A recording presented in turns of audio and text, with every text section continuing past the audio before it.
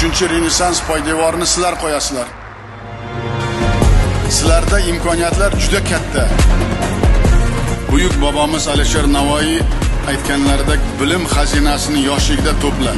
Chindan ham ilm va ma'rifat bilan qurollangan vatanparvar xalq har qanday sinovlardan munosib o'ta oladi. Sizlar yangi O'zbekiston bunyodkorlari sifatida yangi tarix yaratadigan oltin avlodsiz.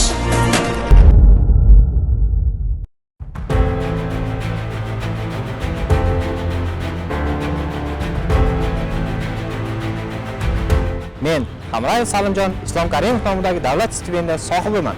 Men Xotamov Xayrullo Beruniy nomidagi davlat stipendiyasi sohibiman. Men Shebotayev Dilyora Beruniy nomidagi davlat stipendiyasi sohibasiman. Biz Olmaliq davlat texnika institutining Eng birinchi nomdor davlat stipendiyasi sohiblarimiz.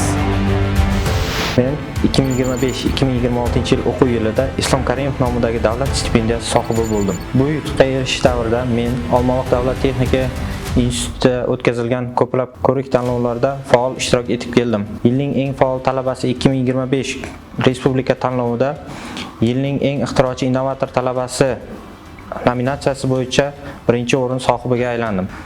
Men hozirda Beruniy nomidagi davlat stipendiyasi sohibiman. Ushbu tanlovda ishtirok etish uchun turli xil maqolalar yozib, turli xil jurnallarda, xalqaro tanlovlarda ishtirok etib, g'olib bo'lib hamda ushbu tanlovda qatnashdim. Hozirga qadar 2025-yilning o'z mutaxassisligi bo'yicha eng bilimli talabasi tanlovda ham ishtirok etib, faxrli birinchi o'rinni egallaganman. Hamda Do'stlik elchisi ko'rak nishoni bilan qatnashganman. Ushbu ko'rak nishonni olishga maqola bilan qatnashganman, ya'ni Yosh jadidchilar tashkilotiga maqola topshirganman hamda ushbu maqola 8 davlat ichida yaxshi baholanib, menga shu medal taqdim etilgan. Men Beruniy nomli davlat stipendiyasi sohibasi bo'ldim. Bu yutuqqa kelguncha men xalqaro jurnallarda o'z maqola va tezislarim bilan qatnashdim. Yosh kitobxon huquq bilimdonlari kabi ko'plab ko'rik tanlovlarda ishtirok etdim.